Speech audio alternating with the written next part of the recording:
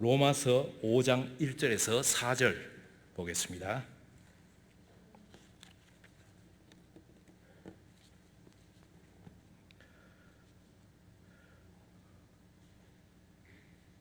그러므로 우리가 믿음으로 의롭다 함을 얻었은즉 우리 주 예수 그리스도를 말미암아 하나님으로 더불어 화평을 누리자.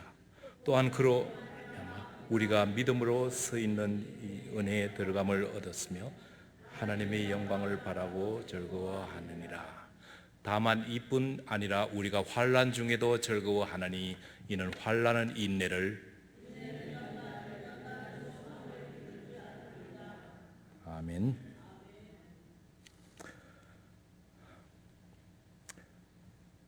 루이빌 켄터키라는 말을 자주 들으신다고 그랬는데 제가 지난 목요일 날 자동차로 루이빌 켄터키를 출발을 했습니다. 장장 이틀을 운전을 해서 오는 중에 캔사스 스테이트를 하루 종일 아니고 아마 한 대여섯 시간 달린 것 같습니다. 레스트 에리아에 섰습니다. 들어갔는데 아주 재밌는 글이 쓰여 있었습니다. 19세기 중반까지 이곳은 토네이도와 또 버팔로와 톨 그레스가 이 지역을 다스리고 있었는데 19세기 후반부터 이 지역은 미국의 곡창, 영어로 말하면 제가 읽은 것은 American Breadbasket로 변했다. 이런 말을 레스트 에리아에 기록을 했습니다. 정말로 캔사스는 이게 브레드바스켓과 같이 곡창지대였습니다.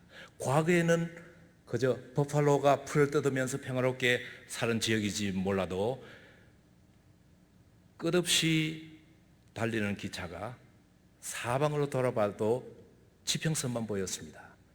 제가 어릴 때 국어 교과서에 있었던 글 제목이 생각이 났습니다. 기차는 원의 중심을 달린다. 이 수필인데 여러분도 혹시 제 나이 또래 한국에서 국민학교를 다녔더라면 국어 성적이 수 내지 우였었다면 아마 이 글을 기억할지 모르겠습니다. 기차는 원의 중심을 달린다. 어느 교수님이 미국을 방문했다가 미국의 그 여행기를 적은 것이었습니다. 아마 캔사스를 통과하면서 기록하지 않았느냐. 정말로 사방에 돌아봐도 지평선밖에 없었습니다. 내가 그 원의 중심이었습니다. 그런데 더 놀라운 것은 눈에 들어오는 모든 땅이 다 경작된 땅이었습니다. 거기서 생산되는 곡물이 얼마나 많이 있겠습니까? 이것은 사람이 감당할 수 없는 농토였습니다. 기계만이 감당할 수 있는 이런 넓은 농토가 미국뿐만 아니라 세계 여러 나라를 먹여 살리고 있다. 이런 생각을 하고 했습니다. 우리가 살고 있는 이 세상을 기술 문명의 세상이라 이렇게 부르고 우리가 그 수혜자입니다. 그래서 사람도 안 보이는 그 넓은 곡창에서 기계와 사람 한 사람이 그 넓은 농토를 가꾸는 것입니다. 여러분들 조그마한 텃밭 가꾸는데도 얼마나 정성이 들어가는지 모르겠습니다만은 그 넓은 곡창에 한 사람이 기계를 타고 씨도 뿌리고 밭도 갈고 비료도 뿌리고 추수까지 다 하는 것, 이건 놀라운 일이 아니겠습니까?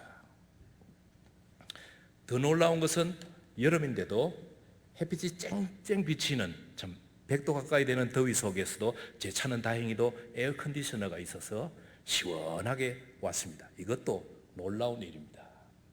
추운 겨울에도 우리가 살고 있는 집에는 따뜻한 바람이 불어옵니다.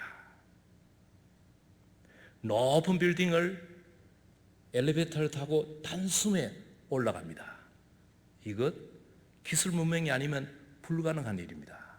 제가 오래전에 고르바초프가 지배하던 그 소련을 방문한 적이 있었는데 19층 아파트먼트에 전기가 모자라서 그 엘리베이터가 스탑을 했는데 제가 18층에서 며칠 잠을 잤습니다. 가장 힘든 것이 침대가 아니고 오르락내리락 하는 것이었습니다. 18층을 오르락내리락 하는데 우리는 이렇게 버튼만 누르면 착 올라가고 쭉 내려옵니다. 얼마나 좋은 세상에 살고 있습니까? 옛날 사람들이 들었다면 거짓말이라고 그럴 겁니다. 캔사스시티의 그 지평선을 보지 않으면 거짓말이라고 그럴 겁니다. 혼자서 농사를 짓는 겁니다. 기술 문명이란 것은 우리를 대단히 편리하게 해주고 우리들에게 참 우리가 상상할 수 없는 생산력을 발휘하게 해주는 이런 일을 해주는 것입니다. 그러나 기술이 발달하면 발달할수록 우리의 삶이 편해지는 것도 사실이지만은 그러나 우리의 삶 속에는 옛날부터 내려오던 문제는 그대로 남아있는 것을 우리는 느끼게 됩니다. 기술이 발달하면 문제도 해결해 주면 좋겠는데 기술이 발달하면 사람을 해치는 악한 세력은 더 따라서 발달한다는 사실입니다. 우리 병도 보면 이 세상에 많은 병을 이제는 완치해버린 병들이 많이 있지 않습니까? 옛날에 있었지만 이제는 그저 예방주사 한 대만 맞으면 전혀 병균이 꼼짝 못하는 병들이 있지만은 그러나 새로운 세상에 알지 못하는 이름도 처음 들어본 병들이 계속 나타나고 있습니다. 그래서 문명이 발달하면 병도 발달하고 악도 발달하고 문제는 계속 남아있다는 것입니다. 오히려 남아있다기보다도 편리한 세상 속에 살다 보니까 적응력이 떨어지게 되는 겁니다. 조금만 힘들더라도 참지를 못하는 것입니다. 그래서 땀이 나면 불평을 하고 겨울에 추우면 불평하는 사람들이 되어버렸습니다. 너무 히터와 에어컨디셔너에 의존하다가 보니까 우리 스스로의 적응력이 떨어지게 된 것입니다. 따라서 이 기계 문명 속에 살던 사람들은 우리들에게 조금만 어려움이 오더라도 우리는 쉽게 포기해버리고 쉽게 불평해버리고 쉽게 낙담하고 하는 이런 결과를 가져오게 되었습니다. 환난을 이겨낸다는 것, 고난을 극복한다는 것은 우리 기계 문명 속에 사는 사람들에게는 해당이 안 된다고 생각을 합니다. 그런데도 우리의 삶 속에는 예기치 않은 어려움들이 옵니다. 그때 우리는 어떻게 합니까? 기계 문명 속에 찌들인 사람들은 이것은 나에게 오지 않아야 되는 것인데 왔다고 생각해서 그것을 부정합니다. 이것이 무슨 운명의 장난이냐, 이런 일이 어떻게 있을 수 있느냐 하면서 오히려 하나님을 원망하고 이웃을 원망하고 가족을 원망하면서 우리의 어려움을 받아들이지 못한다는 것입니다. 예기치 않던 병이 우리 가정을 습격했을 때 이것을 우리는 받아들이기보다는 나에게는 이런 고난이 있어서는 안 될 것이라고 하면서 변명을 찾습니다. 누가 잘못해서 그런 것이냐? 그러다 보니까 고난은 우리에게 있어서는 안 될 것일 뿐만 아니라 고난을 어떻게 다뤄야 되느냐, 어려움을 어떻게 다뤄야 되느냐 하는 가장 인간의 기본적인 기술조차도 우리는 놓치게 되었습니다. 그러나 고난은 항상 존재해왔고 지금도 존재하고 제가 예언컨대 앞으로도 존재할 것입니다. 환난은 과거에도 있었고 지금도 우리들을 호시탐탐 노리고 앞으로도 올 것입니다. 어차피 여러분들이 어려움이 지금도 있고 옛날도 있었고 앞으로도 올 것이라면 이 어려움을 어떻게 다루느냐 하는 것을 미리 배워놓는 것이 좋을 줄로 믿습니다. 그래서 오늘 아침에 여러분들과 함께 성경에서 말하고 있는 하나님의 말씀이 우리들에게 가르쳐주는 고난을 다루는 비결을 생각해 보려고 합니다. 좋으시더라도 이 비결 4가지만 여러분들이 머릿속에 넣어서 가시기를 바랍니다. 이게 훌륭한 선생님은 반드시 시작을 할 때 지난 시간 복습을 하고 시작을 한다고 했는데 제가 훌륭하지 못해서 지난 주일 설교 여러분들에게 확인하는 걸 잊어버렸네요. 지난 주일날 제가 3가지 이야기를 했는데 혹시 잊어버릴까봐, 여러분도 잊어버리고 저도 잊어버릴까봐 주보에 넣어놨습니다. 변화의 바람이 불어올 때 우리는 무엇을 해야 될 것이냐, 3가지 어느 귀퉁이에 아마 들어가 있을 것입니다. 집에 가서 보시길 바랍니다. 지금 보시지 말고. 오늘은 고난에 대해서 이야기를 하려고 합니다. 변화가 아니라. 오늘 봉독한 말씀이 아주 짧은 말씀, 5장 3절 4절에 이렇게 기록하고 있습니다. 우리가 환난 중에도 즐거워하나니 이는 환난은 인내를, 인내는 연단을, 연단은 소망을 이루는 줄 알미로다. 우리가 환난 중에도 즐거워하나니라고 했는데 세상에는 환난을 즐거워하는 사람이 있다는 겁니다. 도대체 어떤 사람이 어려움을 즐거워할까? 성격이 아주 강인한 사람은 잘 참습니다. 그래서 어려움이 오더라도 참아서 이겨냅니다. 그런데 사도 바울은 한 수 더 떠서 참는 것이 아니라 즐긴다고 했습니다. 이 즐긴다면, 우리가 환난을 즐길 줄 안다면 이 참는 것은 제절로 다 해결이 되어버리는 겁니다.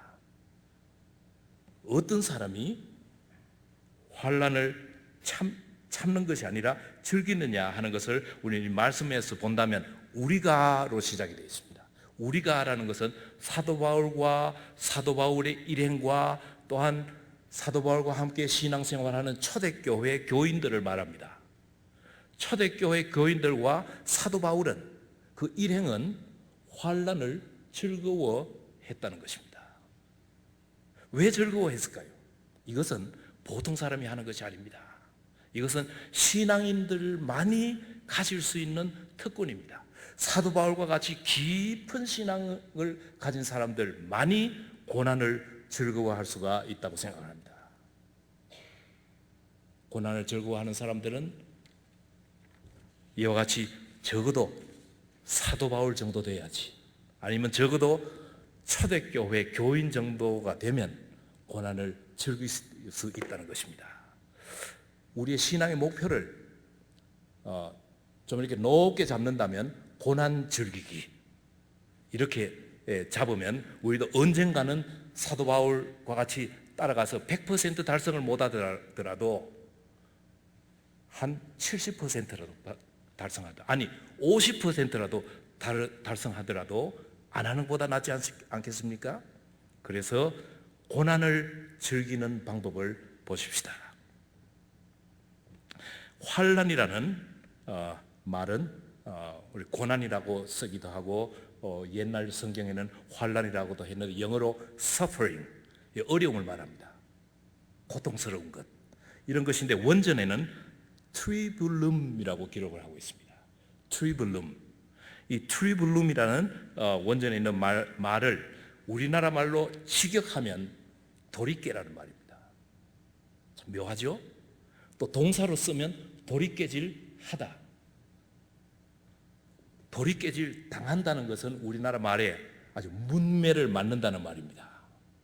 고난이라는 말이 도리깨질 하다, 또는 수동형으로 쓰면 도리깨질 당하다라는 말입니다. 어떻게 해서 고난과 도리깨질이 같은 의미가 될 수 있을까 하는 것을 저는 이렇게 생각을 했습니다. 도리깨라는 것은 혹시 농사를 전혀 지어보지 못한 사람들, 시골하고는 거리가 먼 사람들은 약간의 설명이 필요할 것 같네요.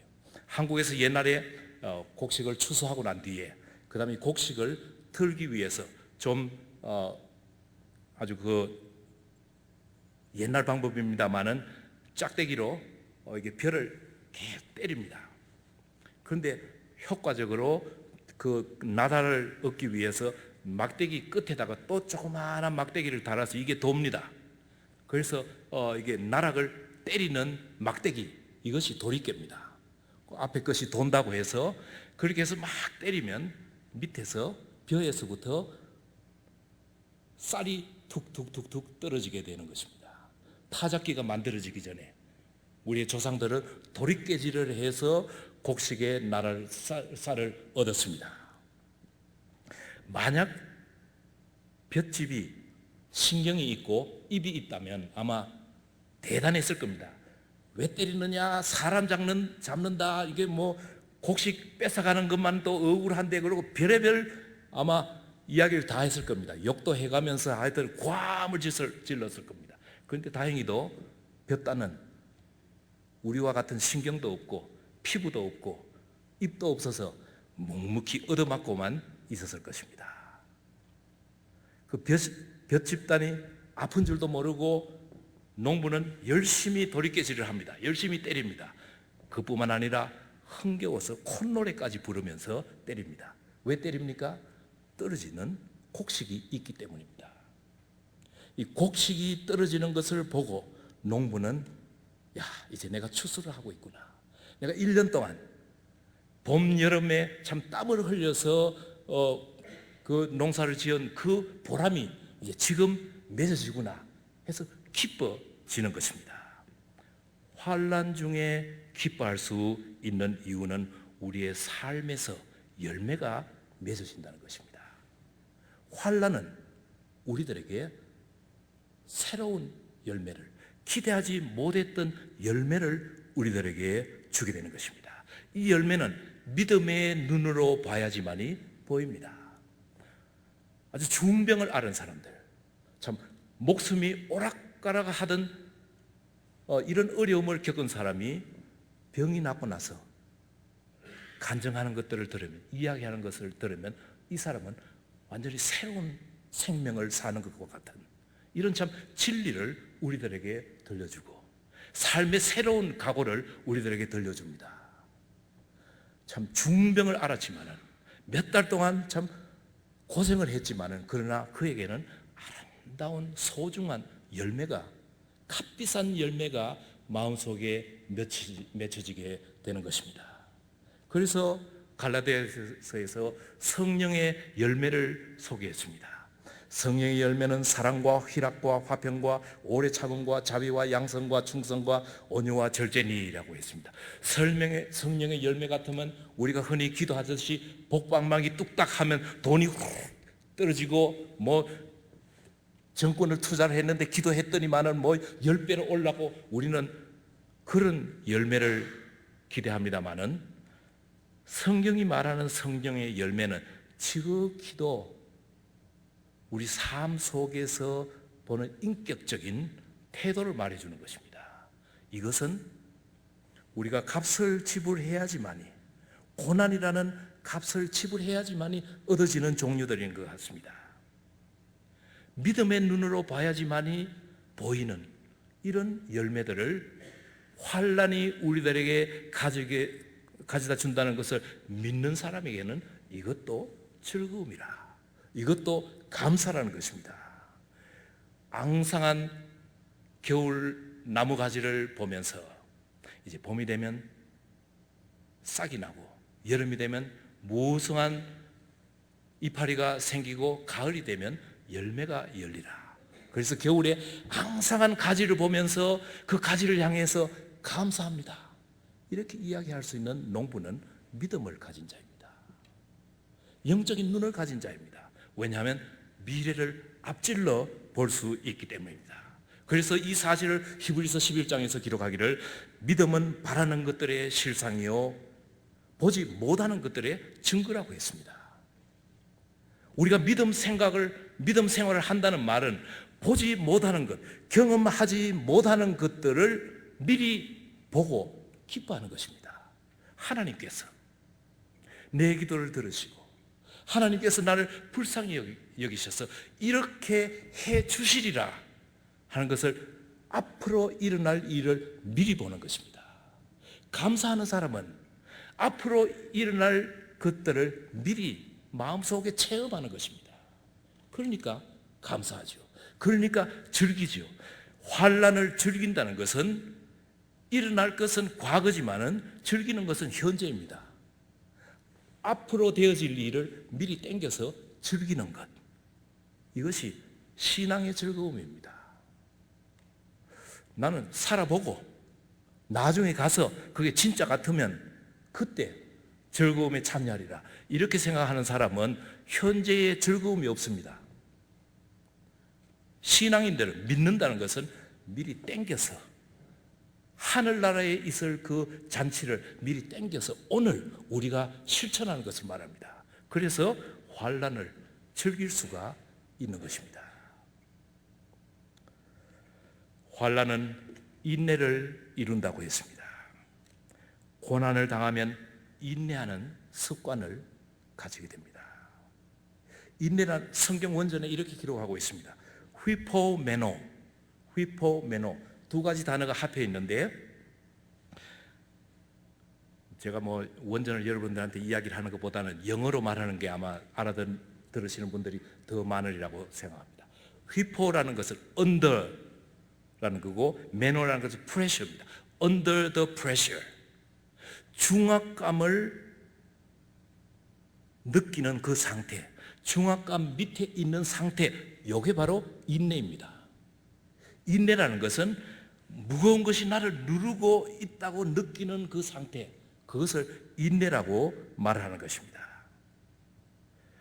그래서 인내를 잘하는 사람은 이 중압감을 잘 견디는 사람입니다.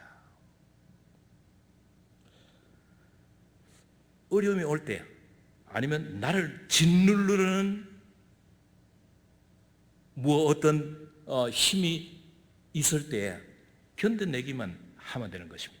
어떤 사람이 인내를 잘하느냐? 미련한 사람이 인내를 잘합니다. 철랑대는 사람들은 인내하지 못합니다. 왜냐하면 자꾸 피하려고 장깨 부리니까요. 그저 이게 무거운 것이 누르는데 내가 이거 어떻게 피할까? 이렇게도 해보고 저렇게도 해보고 그러면 자기가 지쳐서 눌려 죽게 됩니다. 그런데 미련한 사람은 그냥 끝까지 견디는 겁니다. 그래서 인내를 하는 데는 특별한 기술이 없습니다. 그냥 미련하기만 하면 되는 겁니다. 좀 우둔하고요, 좀 바보스러우면 결국은 인내를 잘하게 됩니다. 세상이 막 급변하고 있을 때 따라가려고 자꾸 이렇게 휘둥거리지 말고 세워라 가라. 그리고 미련하게 가만히 있으면 지나고 나면 별거 아닌데 그거 뭐 그렇게 야단스럽게 그렇게 내가 굴었느냐, 이렇게 후회가 되는 겁니다. 그래서 여러분들이 인내를 하려면 나는 인내한다, 주여 힘 주시옵소서, 그런 것보다 미련하게 그냥 가만히 있으면 되는 겁니다. 그러면 여러분들은 원전이라는 성경 말씀 그대로 그냥 중압감을 그냥 견뎌내는 겁니다.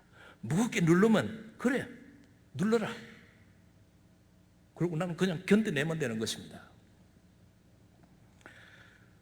오늘 우리는 인내하지 못하는 세상에 살고 있습니다. 제일 좋은 인내를 반대하는 심볼은요, 저는 라면이라고 생각을 합니다. Instant gratification. 이게 instant food, 이게 즉석이 라면뿐만 아니라 햄버거에서부터 뭐 이렇게 당장 배고픈 사람이 서둘러서 먹을 수 있는 음식들 있잖아요. 근데 그 속에는 다 좋지 못한 독소들이 들어가 있어요.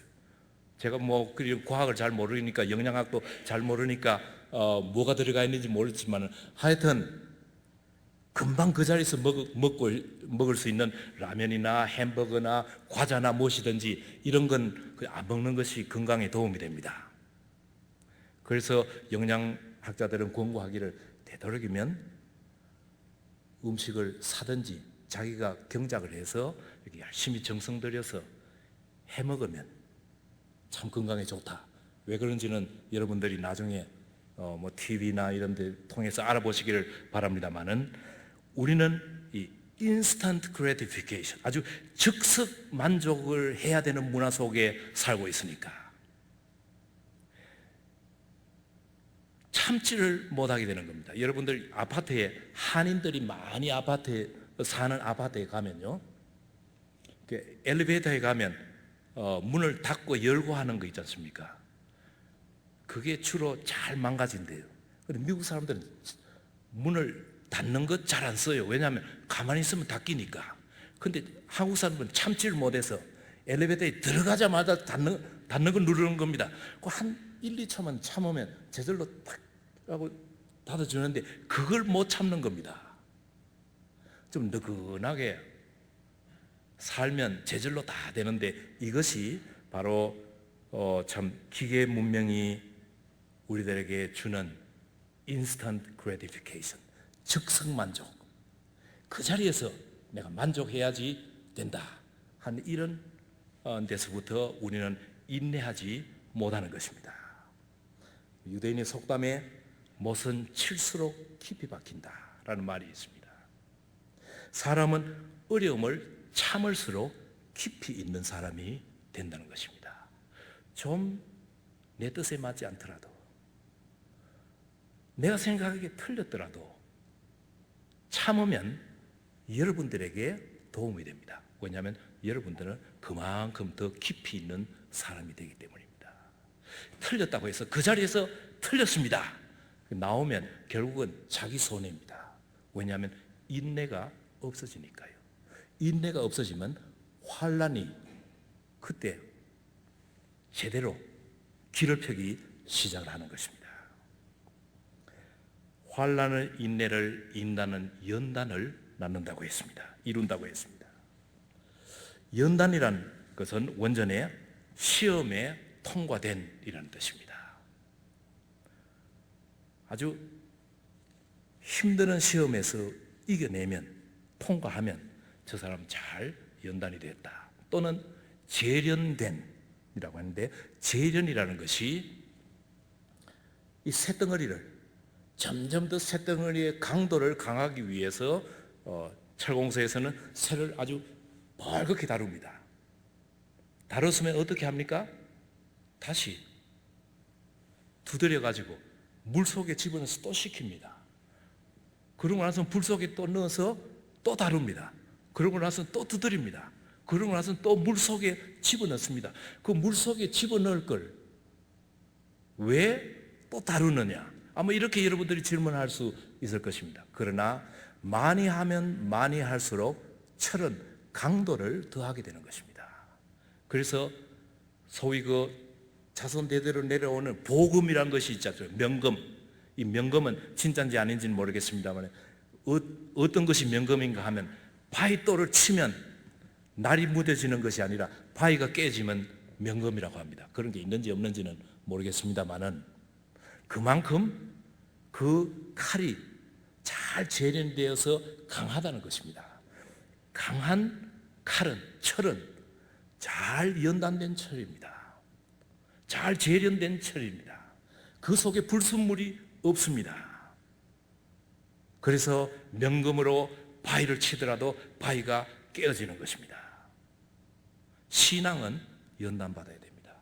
요한계시록에 보면 하늘나라에 우리가 하나님을 만났을 때 살 그 나라에 가면 기둥이 순금으로 입혀져 있다고 했습니다. 성경의 순금이라는 것은 잘 연단된 금이고 우리의 신앙을 상징합니다.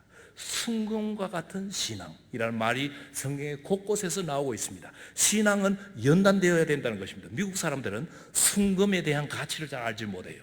그런데 한국 사람들은 알지 않습니까? 미국 사람들은 금이라고 해봤자 기껏 해봤자 18금. 근데 한국 사람들은 금을 가지고 깨물어 보고 이빨 자국이 나면 아 이거 진짜라. 저 사이 올림픽에 보니까 이게 그 금메달 받은 사람들이 깨무는 모습들이 종종 나오더라고요. 뭔가 아는 사람들입니다. 이 금이 몇 도나 되느냐? 이게 혹시 또 다른 성분들을 많이 섞어가지고 싼 금이 아니냐? 이 한국 사람들이 골라내는 방법입니다. 이 순금은요 물렁물렁해요. 그래서 반지를 오래 끼고 있으면 저도 기억에 우리 어머님이 끼던 반지가 있는데 이게 동그랗게 원이 아니고 손가락 모양으로 이렇게 오래 끼다 보면 변합니다. 그런데 그걸 그대로 끼고 있어요. 왜냐하면 내가 순금 끼고 있다는 것을 느끼기 위해서. 순금은 이렇게 아주 새덩이 치고는 상당히 물렁물렁합니다. 우리의 신앙이 불순물을 제거한 것과 같은 순금이 되기 위해서 우리는 계속 연단을 받아야 된다는 것입니다. 그래서 가능한 한 깨끗한 금이 되도록, 정금이 되도록 깨끗한 것을 하나님께서 즐겨 사용하시고 결국은 천국의 기둥을 순금으로, 그죠? 비싼 기둥이 아니라 잘 연단된 믿음의 사람들로 하늘나라를 세우겠다는 뜻을 계시록에서 우리들에게 보여주시는 것입니다. 환난은 인내를 낳고 인내는 연단을 낳는다고 했습니다.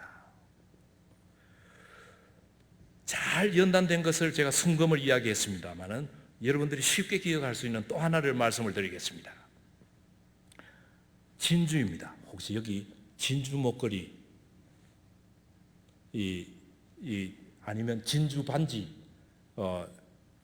끼고 오신 분들, 진주를 아주 귀하게 여기고 다음 주일도 꼭 그걸 갖고 나오시길 바랍니다. 그냥 뭐 이렇게 끼고 나오거나 걸고 나올 게 아니라 아주 잘 보이도록 자랑하시기를 바랍니다. 왜냐하면 그 내용은 이렇습니다. 진주는 어떻게 만들어지는가 하면 조개의 상처에서부터 만들어집니다. 조개가 입을 벌리고 있을 때 이 물속에, 바닷물 속에 떠돌아다니는 이런 여러 가지가 이게 조개 살에 박히게 됩니다. 특히 깨진 이런 조개 껍질들 뭐 이런 것들이 뭐 물속에 많이 떠돌아다니지 않습니까? 또 모래알 같은 것들, 이런 것이 이제 먹이를 먹기 위해서 입을 열고 있는 동안에 조개 살에 이제 박히면 조개가 아프지 않습니까? 그래서 얼른 조개 껍질 입을 닫고 그 다음에는 이 불순물을 아프니까 제거하기 위해서 분비물을 내 가지고 이것을 계속 돌린다고 합니다. 가만두면 살이 자꾸 박히고 아프니까 돌고 몇 주간이고 몇 달이고 돌다가 보니까 그 분비액이 굳어가지고 진주알이 되는 것입니다. 시작은 상처를 일으키는 작은 모래알 또는 아주 날카로운 부서진 조개 껍질들, 여기에서부터 시작을 하지만은 산호 조각, 아주 분홍색 산호 조각이 그 살에 박혀서 만들어지는 것을 홍진주라고 부르고요. 또 시커먼 바위 찌꺼기가 들어가서 만드는 것을 흑진주라고 부르고, 하얀 모래가 박혀서 만드는 것을 백진주라고 부릅니다. 시작은 조그마한 이물질이 들어가서 조개에게 상처를 일으킴으로 말미암아 그 상처를 이겨내기 위해서, 그 아픔을 이겨내기 위해서 굴리고 또 굴리고 몇 년을 굴리다 보니까 그것이 굳어서 그렇게 참 신비로운 광채를 내는 보화로 변하는 것입니다. 그래서 제가 이 진주가 참 귀하다는 것은, 마음껏 자랑하자는 것은 그것이 상처에서부터 시작이 됐다는 것입니다.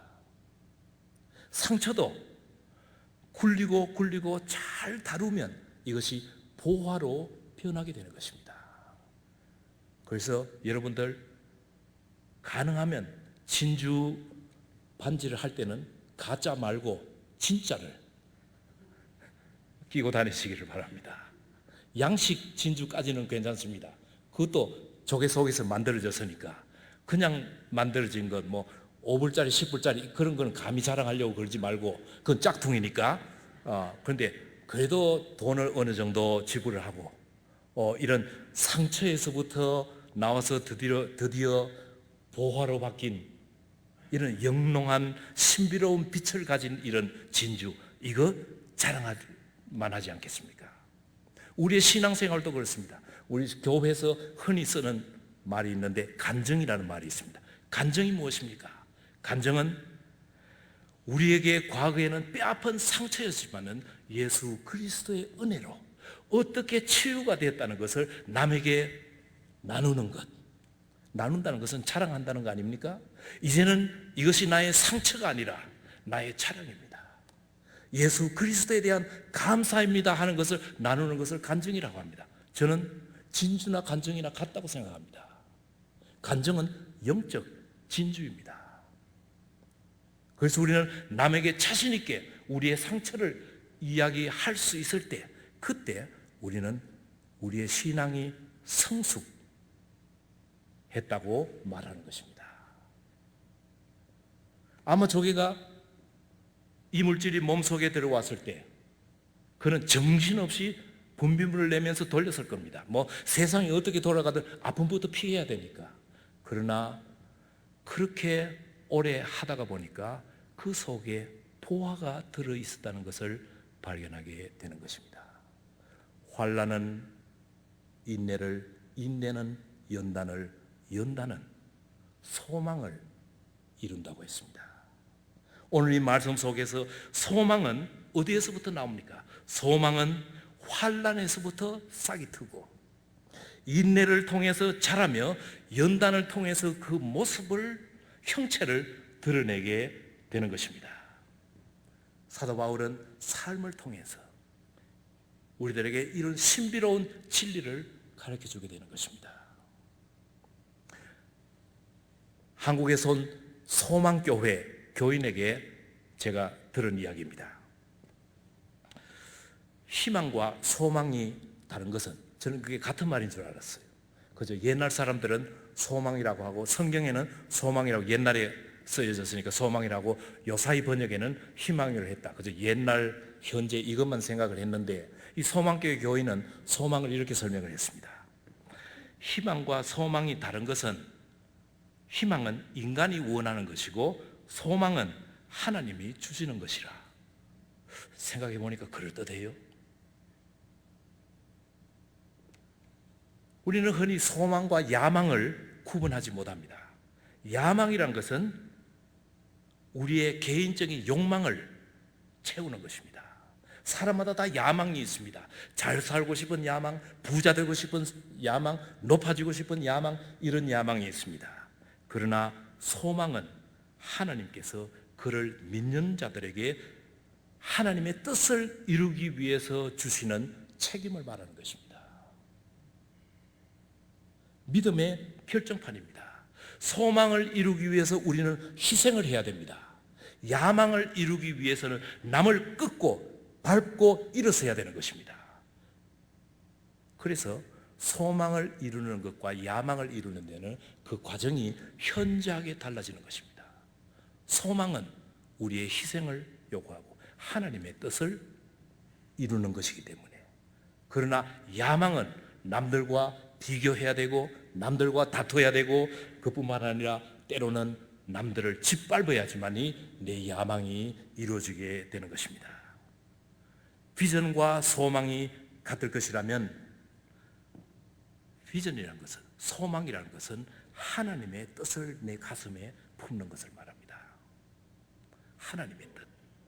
나의 희망사항이 아니라 하나님께서 이루시고자 하는 그것을 내 마음속에 품는 것을 소망이라고 부르고 이것을 교회에서는 비전이라고 부르는 것입니다. 야망은 자기 성취입니다. 우리가 열심히 기도를 하는데 내 야망을 위해서 기도하느냐, 소망을 위해서 기도하느냐 하는 것을 구분하는 방법은 소망을 위해서 내가 어떤 희생을 지불하며 어떤 인내를 해야 되며 어떤 연단을 받아야 되느냐, 이것은 하나님의 뜻을 이루어 나가는 과정입니다. 그러나 나의 야망을 위해서 우리가 일을 한다면 남들과 경쟁해야 되고 투쟁해야 되고 다투어야 되면서 자기의 주장을 내세우게 되는 것입니다. 우리의 기도는 하나님의 뜻을 변화시키는 것이 아니라 기도를 통해서 우리 자신을 변화시키는 것, 이것이 진정한 기도인 것입니다. 오늘 미국 사회에서 가장 큰 문제는 고생을 모르기 때문에 희망도 없다는 것입니다. 즉석 만족만 찾다 보니까 미래를 우리는 준비하지 못합니다. 미래를 준비하기 위해서 우리는 고난을 우리의 것으로 삼을 줄 알아야 됩니다. 미국 친구들이 종종 묻습니다. 어떻게 해서 한국이 그렇게 빨리 경제적으로 성장했느냐. 몇십 년 전에는 빈민국가로 이름이 나 있었는데 아직도 여러분들 이렇게 엘리멘터리 스쿨에 가면 이게 한국 사람이 왔다고 이제 종종 그 쇼앤텔 같은 킨더가든 이런 거 하는 거 있지 않습니까? 여러분도 아마 부모님에 대해서 학교에 불려가 봤는지 모르겠는데 코리아에 대해서 질문 있느냐 그러면 손 들어가지고 거기에 TV 있습니까? 이렇게 묻는다든가 뭐 이런 질문들을 하는 게 바로 미국 사람들의 전통적인 한국에 대한 인상입니다. 그런데 한국은 경제대국으로 짧은 시간에 자랐습니다. 어떻게 해서 그렇게 빨리 자랐느냐? 제 대답은 이렇습니다. 우리는 배가 고파봤기 때문에 먹는다는 것, 이것이 얼마나 소중한 것을 압니다. 돈이 없어 봤기 때문에 돈을 번다는 것, 이것이 얼마나 중요하다는 것을 압니다. 또 형편이 되지 않아서 공부를 못 해봤기 때문에 내가 마음껏 공부할 수 있다는 것, 이것이 얼마나 귀하다는 것을 압니다. 독재 정권 밑에서 살아봤기 때문에 자유가 얼마나 귀하며 미국의 이 정치적인 시스템이 나에게 얼마나 많은 베네피트를 주고 있다는 것을 우리는 감사하게 생각합니다. 같은 세상에 살면서 시각이 달라지는 것입니다. 마지막으로 제가 오래전에 들었던 라디오에서 톡쇼, 제가 지금도 기억하고 있는 것 여러분들과 나누고 말씀을 마치려고 합니다. 바로 여기에서 위쪽으로 올라가면 있는 아이오와 주에서 있었던 톡쇼입니다. 아마 전국으로 방영이 됐기 때문에 제법 유명했으리라고 생각합니다. 아이오와가 서쪽에서부터 바람이 자꾸 불어오니까 농토가 점점 사막화되어 가는 겁니다. 이것을 방지하기 위해서 스테이트에서 과학자들에게 큰 그랜트를 주고 3년 동안 연구를 시켰습니다. 그래서 3년 동안 연구한 결과를 발표하는데 그 톡쇼에서 교수들이 나와서 발표를 했습니다. 3가지를 제안했습니다. 제가 아직도 똑똑히 기억하고 있습니다. 첫째로, 추우면 두꺼운 옷을 입어라. 둘째로, 더우면 땀을 흘려라. 셋째로, 비가 오면 우산을 써라. 제가 그 이야기를 듣고, 이야, 비싼 돈 받아먹고 3년 동안 연구했는데 내가 어릴 때 한국에서 다 한 이야기, 나한테 그 돈을 줬으면 얼마나 좋겠느냐, 혀를 끌끌 찼습니다. 그래서 아직도 제가 기억을 하고 있는 겁니다. 내용인즉은 자꾸 이렇게 건물을 짓고 도시를 만들고 골프장을 짓고 하다가 보니까 그 여파로 옆에 있는 산림지대가 사막화되어 버린다는 것입니다. 그래서 개발을 중지하라. 이런 것을 아마 알아듣기 쉽게 저 같은 사람도 알아들을 수 있도록 하는 것입니다.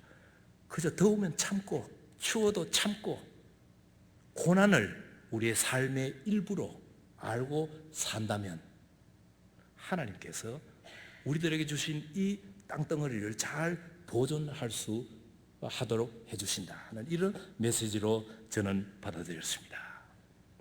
희망이 어디서 옵니까? 환난에서부터 희망은 시작합니다. 환난 없는 희망은 없습니다. 오늘의 환난을 감사할 줄 알아야지만이 우리는 그 환난 속에서, 그 고난 속에서 소망을 만들어내게 되는 것입니다. 오늘의 불편함과 어려움 속에서 희망을 바라보는 영적인 시각을 우리는 개발해야 됩니다. 어려움이 올 때마다 이것을 불평으로, 좌절로 대할 것이 아니라 그 속에서 하나님께서 우리들에게 가르치시고자 하시는 그 레슨을 받아야 되는 것입니다. 오늘 우리들이 아무리 삶이 불만스럽고 불편하더라도 그 속에서 우리는 얼마든지 소망을 찾을 수가 있습니다. 하나님의 뜻을 찾을 수가 있는 것입니다. 초대교회 교인들과 같이, 바울과 같이 환난 중에도 즐거워하는 중부장로교회 교인이 되시기를 바랍니다. 기도하십시다.